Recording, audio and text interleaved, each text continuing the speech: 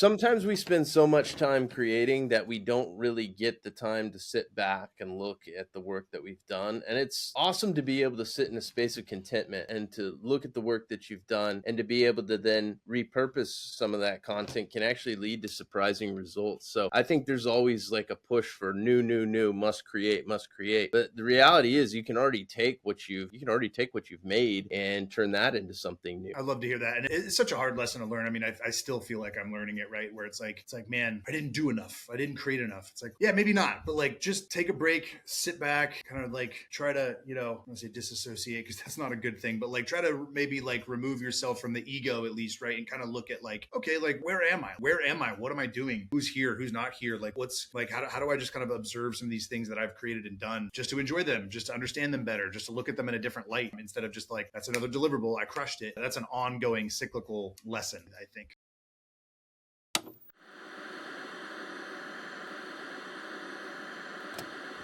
That's not much of a change for you, right? My name is Carey. I used to load bombs in the Air Force, and now I'm a writer, a filmmaker, and an entrepreneur. Through using the post 9/11 GI Bill to go to college, working hourly jobs to pay the bills, and freelancing my way into a career, I've studied what it takes to successfully transition from service to civilian, and that study has become a conversation. On this podcast, I speak to other veterans, successful artists, and entrepreneurs about their transition, what they did well, where they failed, what they learned, and most importantly, how they applied their skills. Episode 107 features Tim Kolczak, a Texas Army National Guard veteran, the founder of the Veterans Project, and a multimedia specialist for Team Red, White, and Blue. Welcome. This is Veteran Made.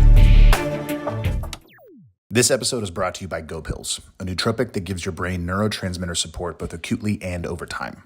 Those of us that served in the military, regardless of where we served and in what capacity we served, all came into contact with different chemicals, different percussions, and various elements of our environments that have affected our brain's ability to function. Think about your brain's performance and your mental health right now, yes, but think about your future too. We have so much more control over our long-term health than we realize. Visit gopills.com and use code VM15 at checkout for 15% off. That's VM15 for 15% off. Give your brain the neurotransmitter support it needs to perform well right now and over time. All right. We are live. Good evening, Tim K. Welcome to Veteran Made. Hey, thanks for having me on. It's a privilege. It's funny because I think we'd been talking for quite some time about doing this, but the actual ability to do it and step into the space is pretty cool. So I appreciate you being willing to have me on. Thanks, man. Yeah, I mean, likewise. I mean, you were one of the inspirations for me to start this project. And it's interesting because I love the way that you do the Veterans Project, which obviously we'll chat more about with, photo essays and the in-person and just like how deep and kind of integrated you're able to get with each of your guests, which I love. But when I started this during COVID, I was like, man, COVID opened this up for me to be able to do it remotely, initially through Zoom and now obviously through Riverside, which we were just talking about. So, it's while I can't and haven't been doing exactly what you've been doing the way that you've been doing it, you were a big inspiration for me to start this. So I'm honored to have you on. Well, I don't even know what to say to that. Thank you. I appreciate it. Hey, man, you're welcome. So yeah, on that note, I mean, for those who don't know who you are, I would love it if you could just give us a brief primer on who you are, where and when you served, and then we'll get into some creative entrepreneurship questions here. Yeah, so my name is Tim Kolczak. I'm the founder of the Veterans Project. I served in the United States Army, actually the Texas National Guard, and I deployed to Iraq, actually, interestingly enough, right in the middle of my college baseball career. So I deployed to Iraq with Delta Company, 3rd of the 141 Infantry out of Houston. And, honestly, like having joined the Army, I never thought, I don't want to say that I necessarily joined for patriotic reasons. I really joined because I asked my dad where the college fund was, and he looked at me like I stepped off an alien spaceship. So that was my first foray into the Army. So, fast forward about 2 years into my college baseball career, and I got the call that I was deploying to Iraq. And honestly, it was one of the greatest times of my life. I'm glad I got to serve, and I feel privileged that I got to do it. And to kind of echo the sentiments of a Iwo Jima Marine that I interviewed named Paul Merriman, he was talking about how he was asked, when people said, "Thank you for your service," he said, I asked him what he would say, and he would say, "It was a privilege to serve." And I always thought that was very profound and powerful. So I'm glad that I got to do it, for sure. Yeah, I feel the same way. I'm actually glad that you brought that up, because it is something that I've recently become more comfortable with, kind of admitting myself, right? That like I kind of had that I was recently on guesting on another podcast, and I talked about it's like a 1/3, 1/3, 1/3. Like for me, it was 1/3 patriotism, right? 1/3. My dad also said, I don't know what you're talking about. I'm not going to pay for college. And then the other third was kind of combining those two things. Be like, let me get out. Let me learn who I am. Let me have an adventure. Let me go do something hard. Let me go do something that isn't just for me, but ultimately did kind of end up having these qualities where I got to experience so much great things for me that I'm still unpacking all these years later, right? As we kind of both have these podcasts and have these conversations and kind of unpack what service means, what it meant, how it's evolved, and kind of how it affects us over time. And so it's interesting you brought that up, because that's something that I've only recently just started getting more comfortable admitting out loud myself.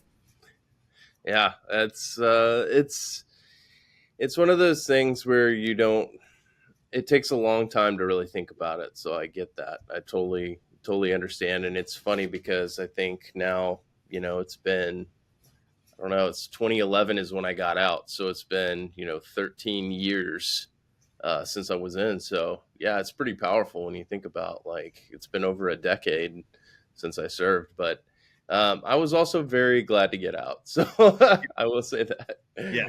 I'm in the same boat there too. Yeah, I got out in 2010, so it's coming up here in next couple of months, October of 2010. So yeah, coming up on 13 years, and then going on 17 years from when I went in 2006, which is just absolutely wild. But yeah, so you and I were kind of going back and forth on some different messages on some different things that we both learned kind of through the creative process, and I typically don't just like jump straight to a topic with a guest, but I think because you and I have already messaged about it and talked about it, and it's such an important one for creatives in our community to talk about it. I'd love it if we could just jump right in.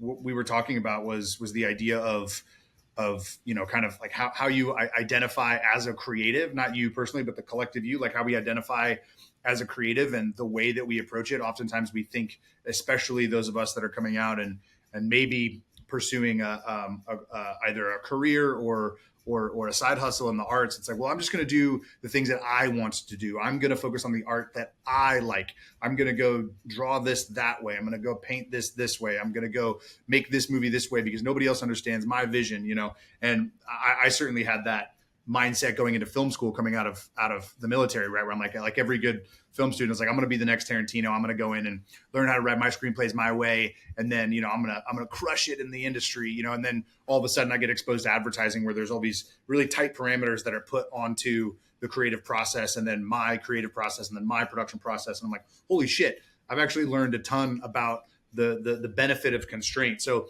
that's kind of the topic, and it might be an awkward segue, but would love to just kind of jump in and get your initial thoughts, and then we can take it from there.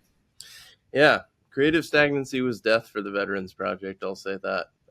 I think that there was a period that I went through probably about 8 years in where I was just posting, we were just posting the same content, and not the same from the perspective of the images or the stories. Those were all different, but they were the same in that it was just photos. And so I realized, like, through some friends, I was just having discussions where they were like, hey, look, you're not Humans in New York. That's not what you're doing. Like, you're doing something completely different, and you have to remain ahead of the curve. And just because you were kind of a pioneer in the space and telling stories of, we started this back in 2012. So at the time, there was really nothing else out, telling stories about Iraq and Afghanistan.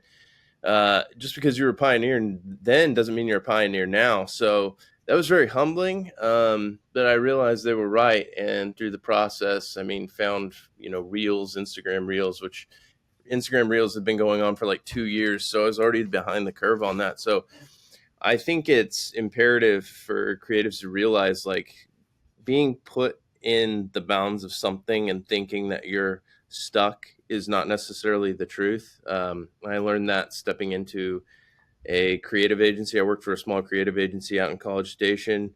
Then I got laid off due to budget cuts. Now I work for TeamRWB in a role there, and I'm really enjoying the job. But what I've learned through both of those jobs is that I don't know it all.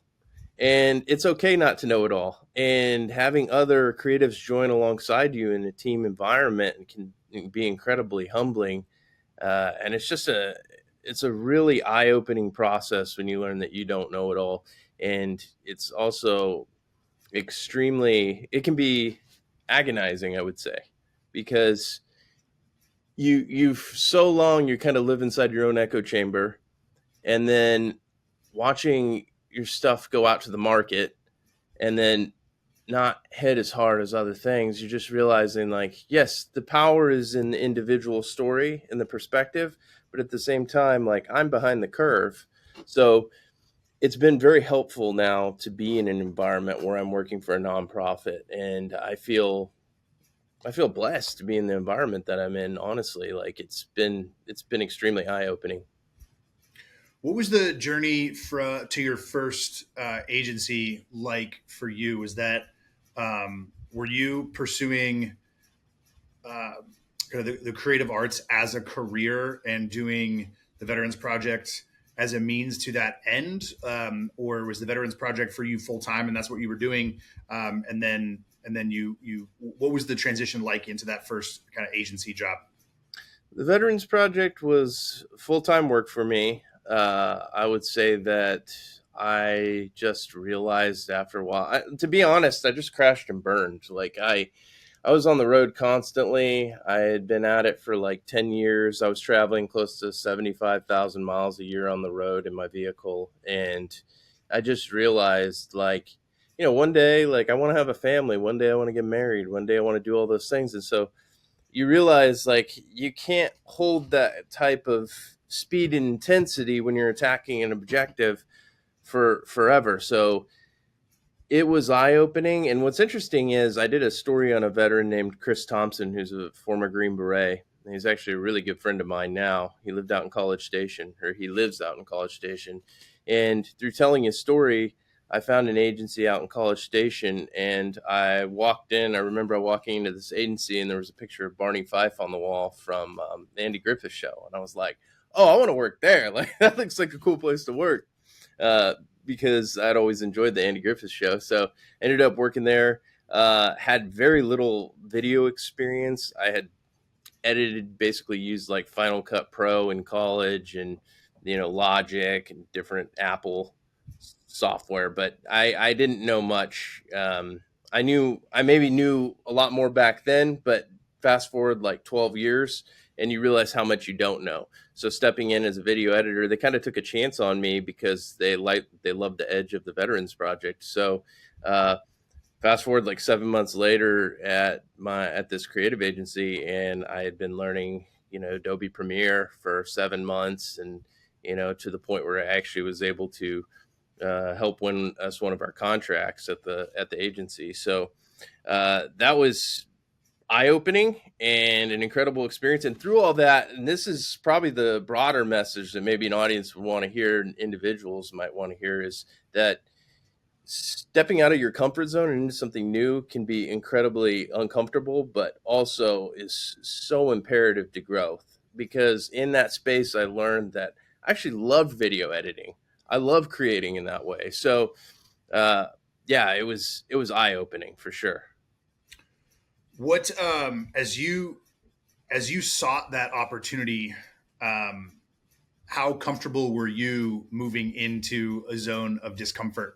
Like, did you that awareness that you just described, was that something you had as you walked through those doors and saw that poster? Did you know that you were kind of entering the unknown and you were applying for a position that you weren't, technically qualified for from a skills standpoint? And you're like, hey, I want to push myself. Like, I want to do this. And did you have that kind of self-awareness and environmental awareness, or was it something that was thrust on you? I think I was hired mainly because of my vision and they just believed in the vision. And I think if you've got a vision, you've got something incredibly profound in the creative space. So it doesn't matter if, I would equate it to being an athlete and being very raw.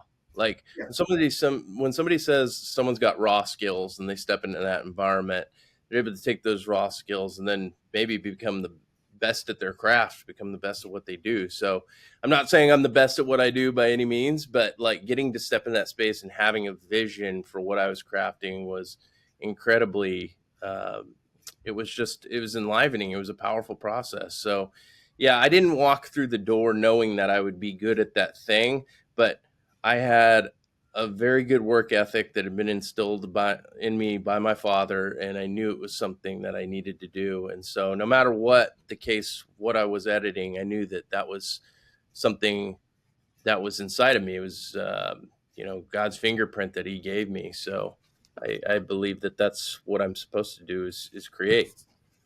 What did vision mean to you then? And then what does it mean to you now? You described that you were confidently saying that you had vision and you knew it, and it seemed like the agency knew it as well. What at that time, what did vision mean to you?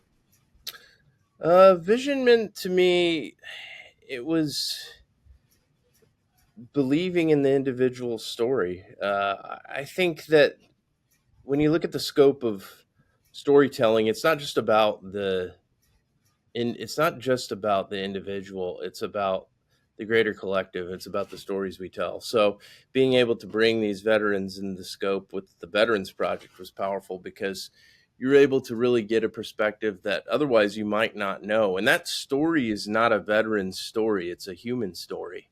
And that's the most powerful part of the project. That's the most powerful part of any storytelling. It doesn't have to be the Veterans Project. It's the individual's perspective. So, you could be doing, I edited construction videos for a local Houston construction company.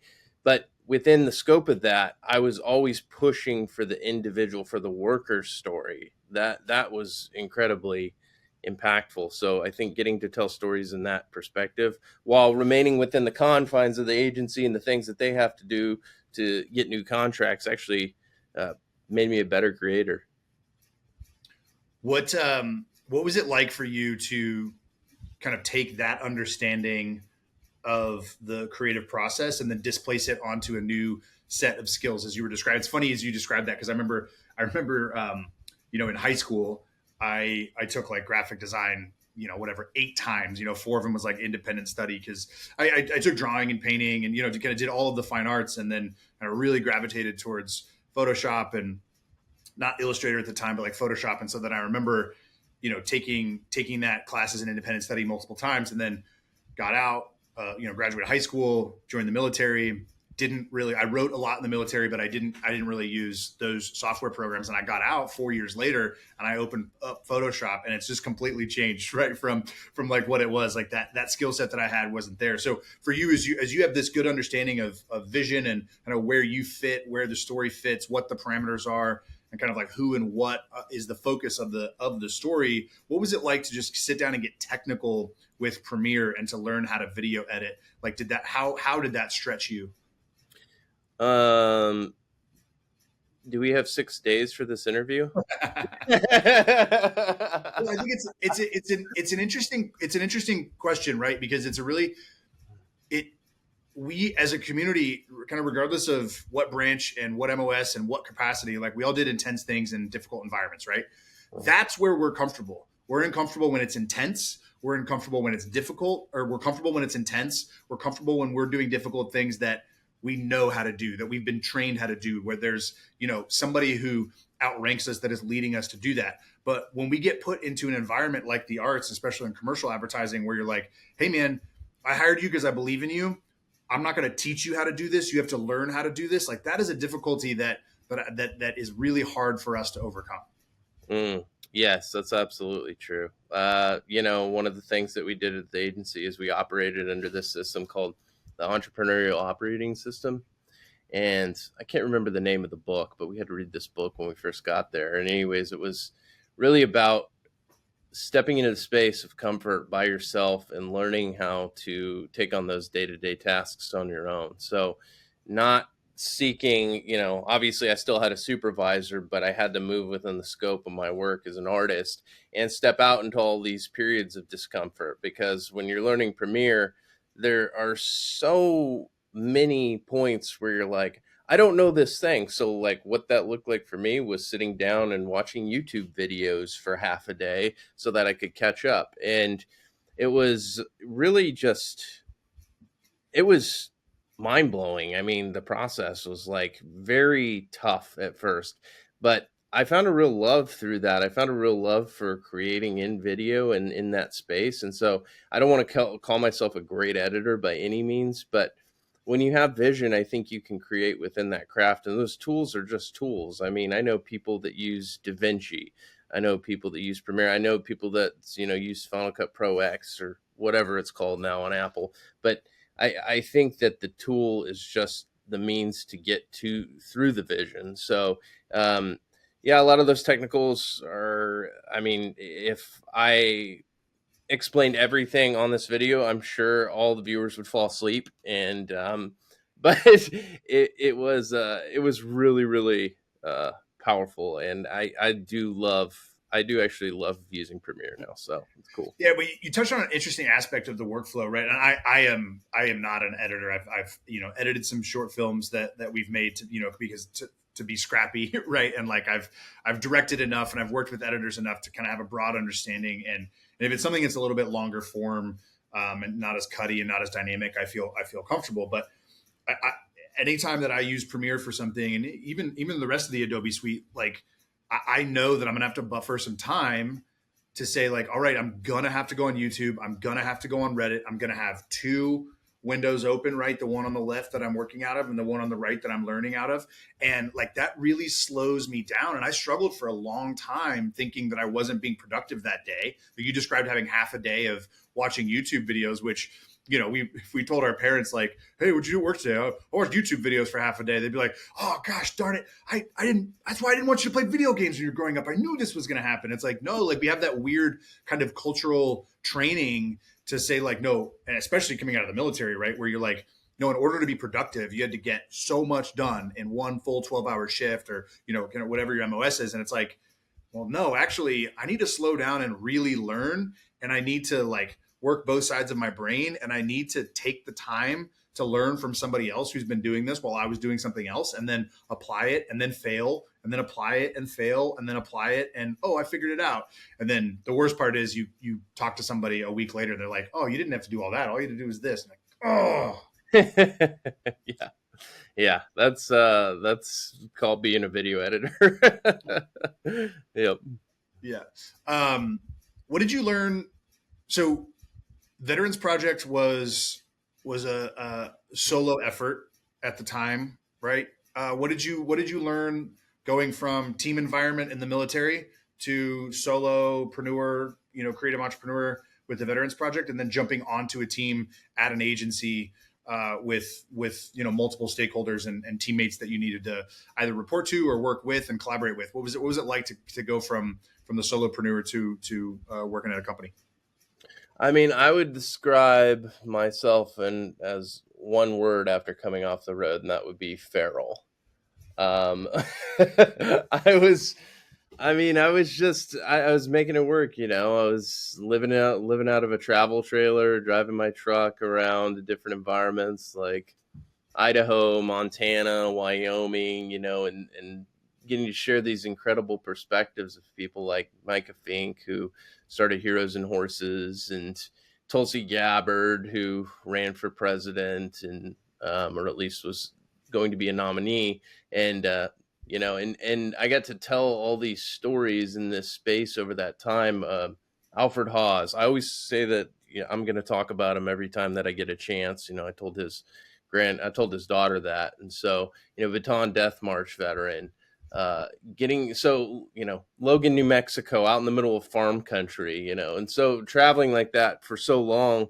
And spending so much time on the road is incredibly powerful, and you get to meet these incredibly dynamic individuals. But at the same time, you're spending so much time by yourself that you start to develop this thought that is essentially ego. You just think that your way of doing things is the best. And then you go to this agency environment and you realize, oh yeah, my idea is not the best. And there's a whole team of people around me that, at any one point I may have the idea that is considered the best, but there's always going to be a refining process. And within that refining process, you learn who you really are as a creator. So I would say that entrepreneurship is awesome. And I think it's really cool. And I think it's awesome that people step into that space. But at the same time, I would say that spending at least 5 years in an agency or in some type of corporate environment really can help you.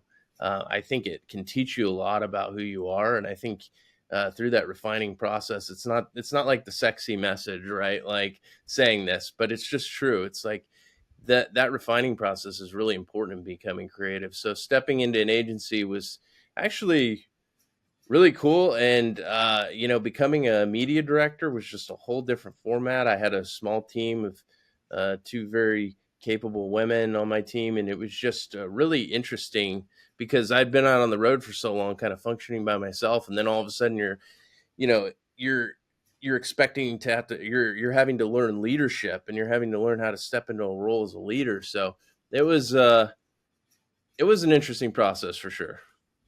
Yeah, I think one of the most interesting things for me is that when we step into an environment where, like, I'll just use myself as an example, because one of those thirds, right, one of those reasons I joined the military was to be able to get the GI Bill to go to film school, because I knew that I wanted to be a filmmaker of some kind, right? And so for me, this wasn't just a career. This was like a lifelong dream. Like, if I wasn't sitting here talking to you, earning an income as a filmmaker, even if it's just on the advertising side, like, I would be very disappointed in myself, right? Like I would very much feel like a failure.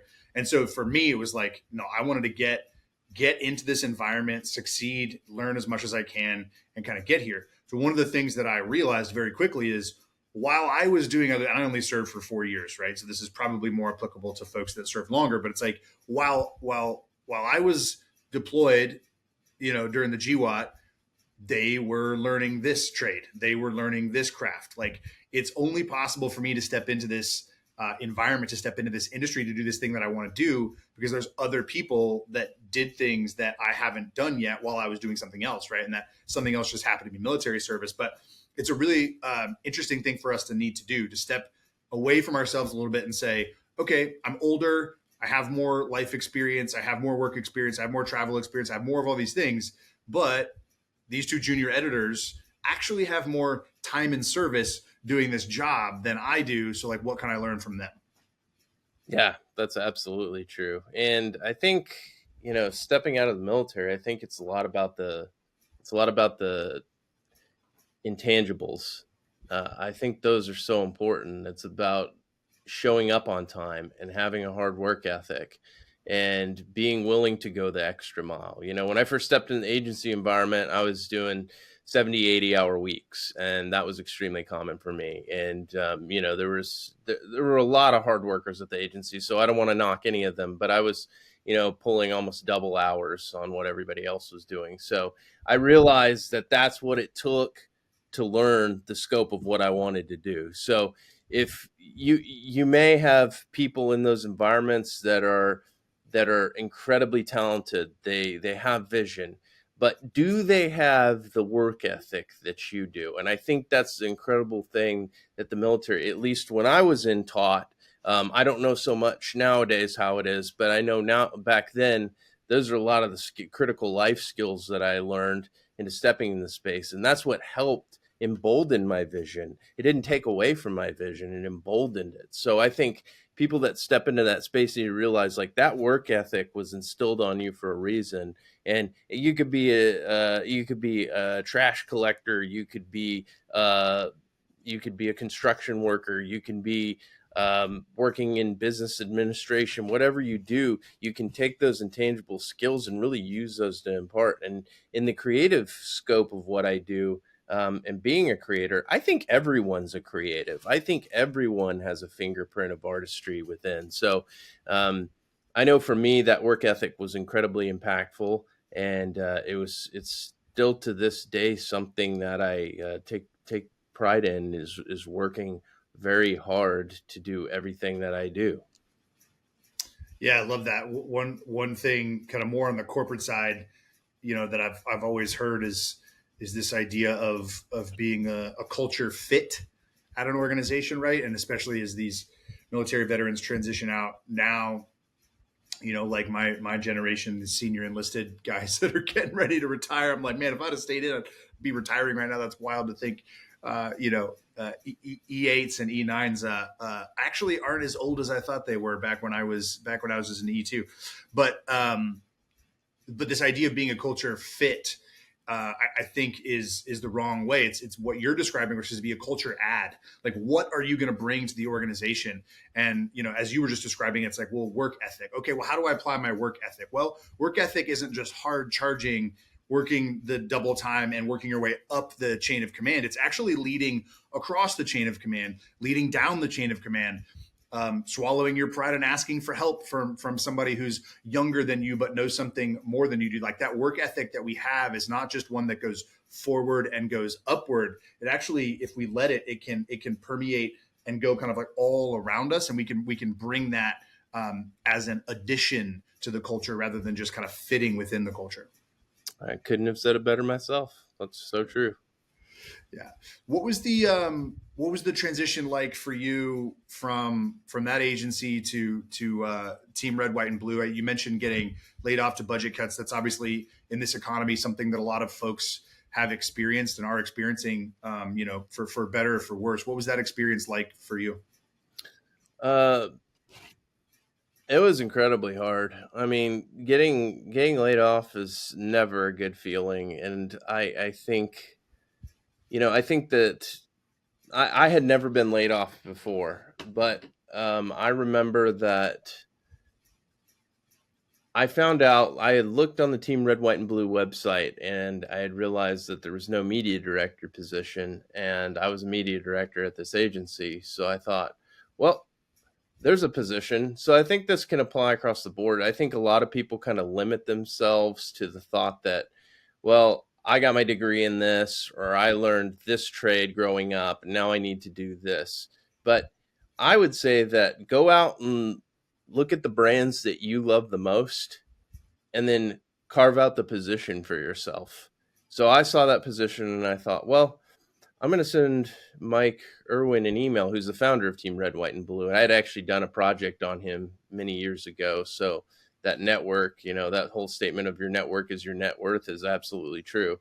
And stepping into that space, I just realized, like, I need to send Mike an email. And so I think it was like the next day he called me, and he was training for like a 50-mile half ultra marathon. I don't know, something he was training, and he was running, and he called me up, and he just asked me what my plans were for the Veterans Project. And I told him, well, I don't really know, to be honest, right now.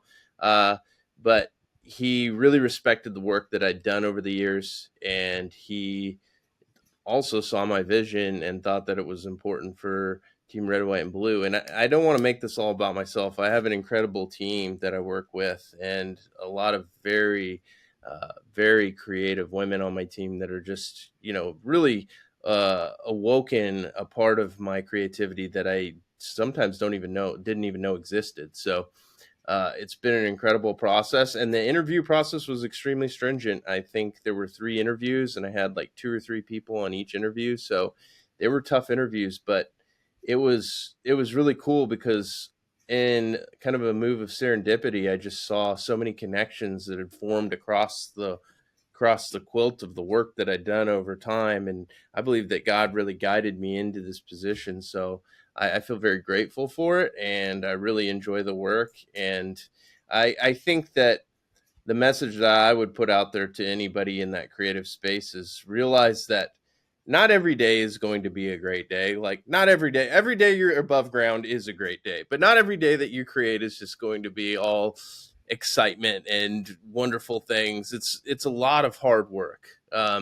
And if you want to be a creative in the space and you want to work for a nonprofit, or you want to do it as a solopreneur or an entrepreneur or whatever term you want to use, I think that it's incredibly impactful to be able to get to do this work. And I think every day that you wake up is like, wow, I get to create. Like, that's pretty cool. There aren't very many people on this planet that get to do that. So getting to live that dream has been, it's been incredibly impactful. Yeah, I feel the same way. I always joke with the civilians that I work with when they start to complain about something. It's like, remember, we're not getting shot at. It's very, very silly that this is our job, that we get to make, beautiful images, motion or still, and put them on the internet for other people to look at. Like, it's pretty silly that that's what we get to do, but here we are. We're doing it. So yeah, this might be boring. This pre-pro deck might be boring. This, R3 strategy might be just tedious, but at the end of the day, like, those are the bricks that pave the way towards those moments where we do get to like really feel the joy of doing the work that we do. So I love that outlook. I also loved what you said about, and it's such an important thing. Obviously, I talk all the time on the podcast about networking and really it's relationship building, right? It's heart to heart, it's mind to mind. We're talking to and relating with other human beings. And obviously that's like what you do on the Veterans Project. And so that's what you did with him. Like, he gave his heart, you gave his heart in a very long conversation, right? So that's not one-to-one applicable for, for everybody that's searching for a job. But what is, I think, applicable is, like, if you see something that you want to do or a value that you could add, right, to a culture, to an organization, just have the conversation and see where it goes, right? Don't show up to the conversation, say, hey, I want a job. Do you have one? Like, bring everything that you can to it. And the answer to that specific question that you have might not be yes, but it might open up doors for other conversations that can create other opportunities either within that organization or across in another organization. I think a lot of times people say, well, I want to do this thing getting out of the military, but that thing doesn't exist. It's like, you got to start to have some conversations and bring yourself to it and see what you can offer in that relationship, to other people. Yep, that's absolutely true. So what is the work that you're doing at TeamRWB? So I forgot the title. It's a long title. I do digital marketing. So a lot of what I do is video editing. We just finished a video for Land Rover. We actually did a video for the Defender series. So we did a Defender series grant video.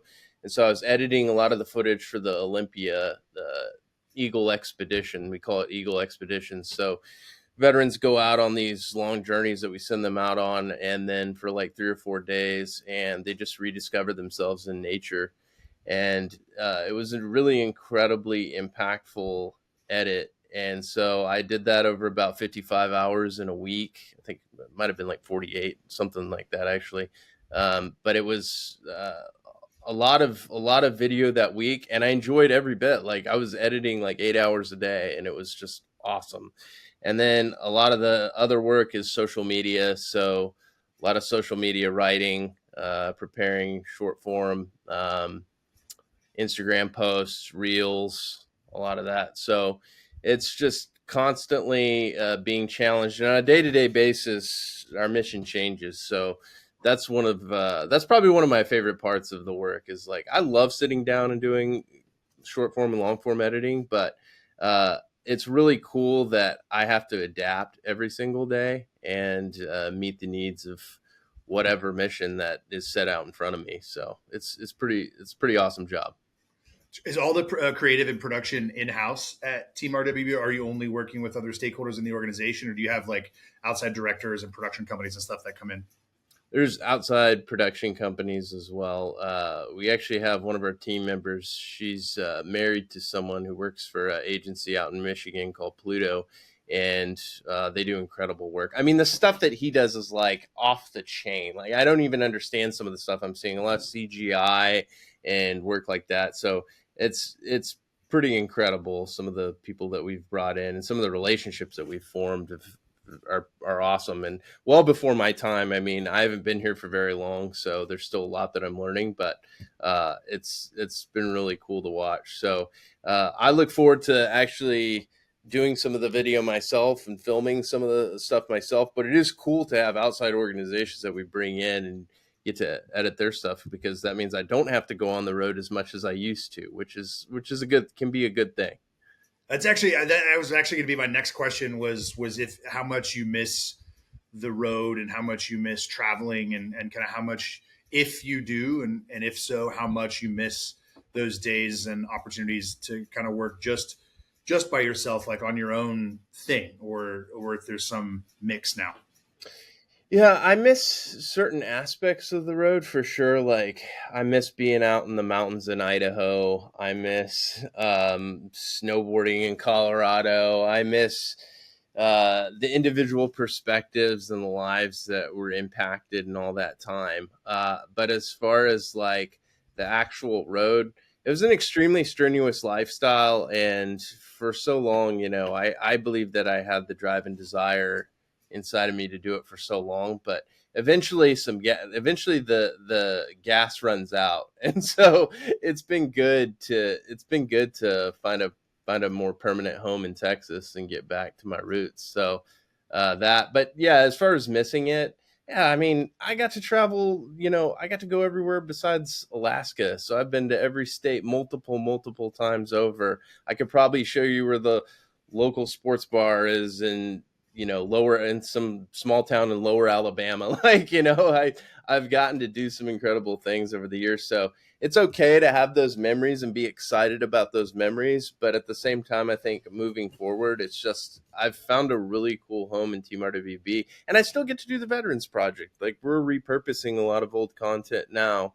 And I don't really know what the steps in the future look like, but I think, I would love to step into the video space at some point. So, but I've enjoyed the work that I've done for the time being, and it's been really incredible.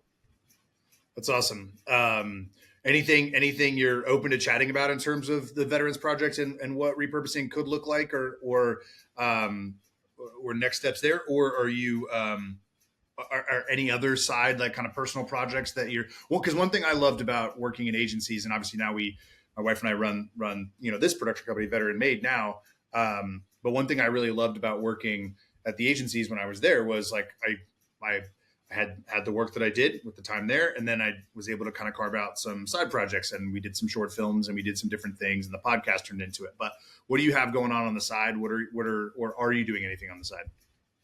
Yeah, it's mainly just repurposing content for the Veterans Project. So, in a typical week, it'll look like I'll do, post about on a older veteran from Vietnam or World War II or something like that. And then at that second point in the week, on like a Thursday or Friday, I'll do a post on Iraq and Afghanistan. So just to give an example, we shared a post on Tim Kennedy, who's a former UFC fighter, last week that we covered years ago. And that went semi-viral, I guess. We had more views on that post than we've ever had in our history, which was pretty mind-blowing. So he collaborated on the post, which of course was very helpful.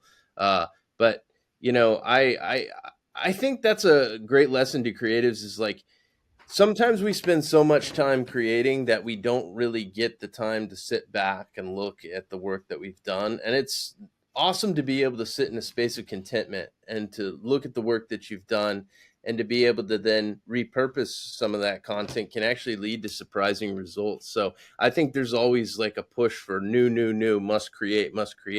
But the reality is you can already take what you've made and turn that into something new. So we were getting a lot of Serge Tonkin lookalike calls on Tim Kennedy's post. So that was really interesting. I tagged Serge. And I don't know about you, but I love a little bit of snark. So I love going in the comments and riling some folks up from time to time, so that brings me a little bit of life. It's been really cool to repurpose a lot of that content. And so going into it on a week by week basis, I'm kind of just trying to plan my content calendar, and while I still have brain cells, posting some of that. So it's been really cool, actually. That's awesome. I love to hear that. And it's such a hard lesson to learn. I mean, I still feel like I'm learning it, right? Where it's like, man, I didn't do enough. I didn't create enough. It's like, yeah, maybe not, but like, just take a break, sit back, kind of like try to, I want to say disassociate because that's not a good thing, but like try to maybe like remove yourself from the ego at least, right? And kind of look at like, okay, like where am I? Like, where am I? What am I doing? Who's here? Who's not here? Like what's like, how do I just kind of observe some of these things that I've created and done, just to enjoy them, just to understand them better, just to look at them in a different light, instead of just like, that's another deliverable, I crushed it. That's an ongoing cyclical, lesson, I think. Yeah, and we're always moving so fast as creatives. Like it's always like, what can I do next? Like, what is next? But to be able to sit back and find that space of contentment and share with others and be able to kind of, I guess, look back on the work and just be happy with what you've been able to do. I mean, we've gotten to tell the stories of Paul de Gelder, Australian Navy veteran who was one of the Shark Week hosts. We've gotten to, tell the stories of Tim Kennedy, like I said, Tulsi Gabbard, Alfred Hawes, multiple Medal of Honor recipients, Kyle Carpenter, Marine Corps. And so it's been an incredibly profound experience to be able to do that. And the future scope of that work, I don't know what that looks like, but I think that war, unfortunately, is something that will exist until the end of time. So I think that, being able to tell those stories and share those stories is very important, from the human perspective, and not just making it about war, right? Because I think people are kind of sick of and tired of constant violence, and I think that, shock form storytelling is not always the way to go. I think you need to tell stories out of a way of love, out of a purpose of love, for the individual. And I think that, I was talking about this the other day to somebody, but it's when you sit in those moments of silence that are really the most profound experiences in an interview. Like, as an interviewer, I think so many people want to talk at you and they don't really sit. But what you realize is, and what I realized with a lot of the World War II veterans and stories we told, is in those moments of silence where you're sitting in that uncomfortable zone, just letting the room breathe, you find the most powerful quotes, you find the most powerful stories. So I think that could be a good lesson to interviewers out there. When you feel that need to talk, when you feel that need to speak, just let that silence sit. And sometimes you'll find the best aspects of that interview in those moments. Yeah. Is this where I leave an extra long pause? Yeah, no, that is actually, you're right. And that obviously we hear that in yours, right? And it is the one limiting factor to doing it this way, right? Like, the best thing is like, you're in Texas, I'm in Ohio. We've been able to text, reschedule a couple of times and still make this happen, right? And by and large, doing it this way is the way that I'm primarily going to do it, for the rest of my time doing this. But being Rogan and having somebody come and sit across and smoke a cigar, drink some whiskey, or do whatever it is, or for you, when you go into people's homes or you go into environments that they're, comfortable in, and you're able to do what you just described, like, that is something that's missing from this platform and this format that, would be nice to have, but I don't have it like that right now. So Riverside it is. Last thing I want to get to before ending the episode, you mentioned wanting to get out and shoot video for some of the TeamRWB stuff, and just kind of shooting video more in general. So you learned the skills for editing in Premiere. How much video have you been shooting? What's your approach to shooting video versus stills? And like, how do you look at that as a practitioner, and how do you look at it as an artist? I think one of the most important aspects of video is just realizing that it takes a lot of time. And you've got to really storyboard out and really understand the story before you go into it. So for me, when I was at the creative agency I was at, we were shooting, different small short form videos for possible commercial content for restaurants, so a lot of that was like watching like Chef's Table and shows like that, and like better understanding the vision of other creatives so that you felt comfortable in the space. And because you can have your own vision, but I think there's this thought that imitation is the sincerest form of flattery, right? Like, and so like stepping in that space and having your own vision is important, but being able to watch other creatives and what they do is also important. So getting into video, a lot of that was, gear prep. There's so much of that goes into it. I think that filmmakers are some of the hardest workers on the planet, to be honest. Like, I think stepping in that space is really, really tough. And a lot of people go into the idea of like, oh, I'm going to shoot the thing and it's just going to be beautiful. And it's like, no, it's not that. Like, there is so much of a process that goes into that. I mean, at the agency, I was routinely pulling out, all of our lighting gear and prepping it in a room to then take it into my truck. And like that process was like 2 days long sometimes, of like gear prep, checking batteries, making sure that you have proper power equipment, bringing extra stingers with you, actually having a gear list at the scene, and actually having your shot list on set so that you can look over your shot list and then check off each piece of gear. And then also trusting your team to be able to create and get the shots that they need, because the vision that I have may be going well about 2 or 3 hours into the shoot, but then having your teammate come alongside you as you being the DP and saying, hey, actually this shot is not good, and like, hey, look, we're losing light over here and we actually need to flag off this window because we're getting extra glare across the bar top. Like, you have to be open to other people's ideas. It's an extreme amount of work, but for those that are willing to take it on, I think it's one of the best things in life that you can do. Yeah, I agree. I mean, obviously, I don't shoot. I'm a producer, director, so mostly producing. I mean, this creative director I work with, who's like, oh yeah, no, just bring an iPhone and just point and shoot. It's like, listen, for some TikTok style content, I get it, and for certain social things, there's obviously like, we could bore the audience with brand strategy and content tactics and all that good stuff. So I understand that there are certain social styles where you need to do that. But yeah, I completely agree with you. Filmmakers and DP. I mean, I've worked with so many DPs over the years who, I just give them shitty budgets and I'm like, listen, I'm sorry, like, but this is all we got. Like, can we make it work? And they somehow find a way to make it look like it was $1 million shoot. And that's all due to skill, time and service. Right. And that teamwork thing you're talking about. I mean, all the best DPs I work with are the ones that say, I'll do it, but I need my team. Like, I need my AC, I need my gaffer. Or they'll say, we're going to such and such city. Please book this gaffer now, because I know that gaffer is the one that I need, because her team is the one, that works the best in that environment. DPs are particular. You guys all have this, like, I want it to look this way, but extremely collaborative. And I couldn't agree more. Yeah. I was out on a shoot for a film called The Secret of Cinchony out in Western Massachusetts. And I had Nate and those guys on. That was like episode 2 or 3 of this podcast. Okay, well, that's awesome. Yeah. That's awesome. Logan Fulton was the DP on that, and Stephen Graham was the director.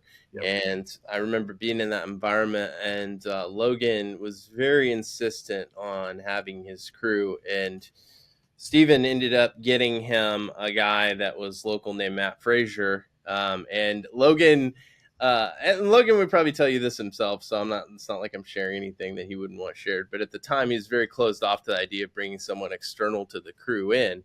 And but they needed somebody to operate a jib, and they needed somebody who could operate a crane and a waist rig. And so, anyways, they brought Matt Frazier in. He was like 19 years old and shot locally in like in Massachusetts and Boston and different areas. And he was just incredible, man. He stepped into space, and now to this day, I think it's like 5-6 years later, and when Logan goes out to that area, they've worked together again. So it's pretty awesome to watch, and it's pretty cool to watch people collaborate in the space. But I'll agree with you, like, that crew was so tight. Like I don't even know all the details that went in because I was the behind the scenes photographer on that set.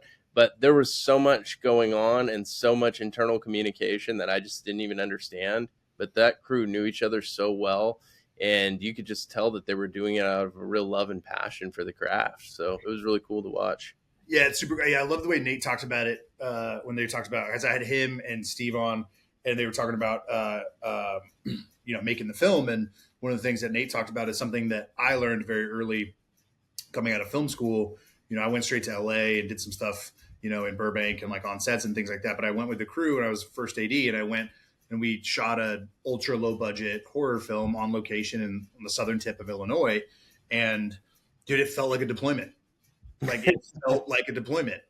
It was, like everybody was so tight. Everybody had, G&E had their thing and camera team had their thing. And, us ADs and the director had our thing and the producers and the writers had their thing and the actors had it just very much felt like, I was a flight line guy, right? So like for me, I was weapons on 15s, this guy right here.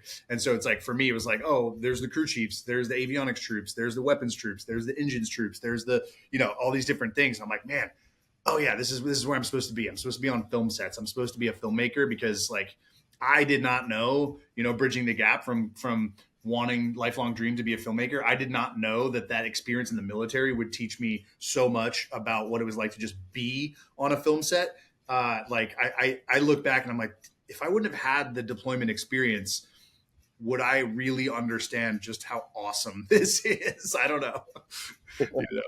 Maybe not. Yeah. I don't know. Who knows? Yeah, sweet. All right. Well, I think that's as good a place as any to wrap things up for the day. I've really enjoyed the conversation. I appreciate you coming on. I ask an open-ended question at the end of every episode, Tim. What's on your heart and your mind for our community? Could be a piece of advice, something you want to get off your chest, or something you want to reiterate that we've already talked about today. But Tim, what's on your heart? What's on your mind? Yeah. So we recently lost another Marine named Giorgio Carrillo, and I just wish we'd stop taking our own lives. Like I see so much I saw so much of the World War II veterans stepping out of that space and then coming back to become some of the strongest in the industries and what they did, and with so little glory too, right? Like coming back to reestablish the United States of America. Like what is greater than that, right? Like that is absolutely incredible. But our generation is in many ways is becoming lost in becoming victim to suicide. And I saw it with my squad leader, Carter Chick, who took his own life. And, he left waves in the community. He left holes in the community. And I still find myself saddened by that. What's interesting is that became my burning drive and desire to continue the Veterans Project was the loss of him. But his family still lives on with that, his son, his two sons and his wife, and they still have to live with that. That doesn't go away. That pain doesn't go away. So I would just say, if to those of you that are suffering, like, reach out to someone, and because it's so important. I myself, even, I just see it on almost a weekly basis. And I'm sure you do too on Instagram. It's like, there's so many guys taking their own lives, so many warriors taking their own lives. And it's incredibly sad. So not to end on a sad note, but I think it's an important message to share is that, I love these men and women. And I just wish that, they saw their own value, that they could become some of the next great creatives in this space. Giorgio, he had a lot to live for, and he had a lot of people that really loved him. And so I'm saddened by his loss. And I just think that I hope that when he went out that he knew how loved he was, because there were a lot of people that really cared about him a lot. Yeah, that was a rough one. And there were, unfortunately, several more that week. It seemed like my wife and I call it the Wiggles. It seemed like the Wiggles were going around there are going around. I've talked to a few people over the course of the, and this will go live, a week from tomorrow. So this is, middle of August here. And it's been a rough end of the summer for a lot of us. And, we all have our version of that. We all have those things that we've seen and that we've done, or those things that we've seen and those things that we haven't done. It goes around. I saw him and like I said, several others. And then I talked to some people who were having a rough go over the course of the last few weeks. And, I'm glad I had those conversations. I'm glad those folks reached out. I'm glad I reached out, because, that old adage is true, that like, if you think of somebody, in our community, if you think about somebody, call them. Mm-hmm. Just do it. Like, yes. There's either a reason that you thought about them in that moment, or there wasn't, and you're going to hear their voice and they're going to hear yours. Right. And you really never know. You never know. So yeah, echoing your sentiments, just call, text, DM, reach out, but anything but ending it. Yeah, absolutely. And I think that on the other side of that, there's such a powerful way that, like, there's so much life to be lived. And I think there's so much, I think of all the endless possibilities that there are for those people that did that, like all the things that could have happened, and, new marriages and kids and all kinds of things that could happen on the other side of that. Starting your own company, right? Like getting to become creators like we get to create and step in that space. And like, I want that for our community. It's so important that we realize, like, you do have very special skills that they gave us, but we need to continue to step into that on the other side of service. And because the service doesn't end when you take off the uniform, we need to continue to serve and to serve others, to love others. So I think that's a powerful part of being a veteran. Yeah, and shedding the aspects of the warrior archetype that we don't need anymore, and that are putting us in that position to feel like we always have to be fighting. And we don't anymore. We don't. Yes. And, so that's so true. You and I are blessed, and we're lucky. We have these outlets officially that we get to be creative, for a living. But I obviously do a lot of stuff with Dead Reckoning Collective, and there's just so much writing and reading and art making and just different things that we can do and we can help each other do to put something else out there that isn't a fight and that isn't directed inward, Yep, absolutely.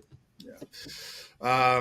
Tim, where can folks find you? Where do you want to drive traffic? I post stuff mostly on Instagram and LinkedIn, a little bit on X here and there, but where can folks find you? Where can folks find your work? Where do you want to drive traffic? So you can check out the Veterans Project on Instagram at the Veterans Project. And then you can check us out on Facebook at the Veterans Project as well. You can check out, if you want to see some of my personal stuff, it's at Tim K TVP. And then Team Red, White, and Blue is really awesome. We're getting to do a lot of really cool things in the community. So at Team Red, White, and Blue on Instagram. Great. Awesome, brother. Yeah, we'll tag away next week as we post this episode and the reels and all the good socials that go along with it. But Tim, appreciate your time, appreciate your work, and thanks for coming on, man. Hey, thank you so much for taking the time. I really appreciate it, and it's good to finally talk to you. Like, we finally got to meet, which is cool. So I know I never thought that I would ever make this many internet friends, but here I am, 107 episodes in. I think I've only met like 3 people in person before. But we'll make that happen. You and I were talking about college football. We're gonna have to trade some games and some sites here next couple of years. Absolutely, gig 'em. Come on out to Aggie Land, man. I would love to. Yeah. All right.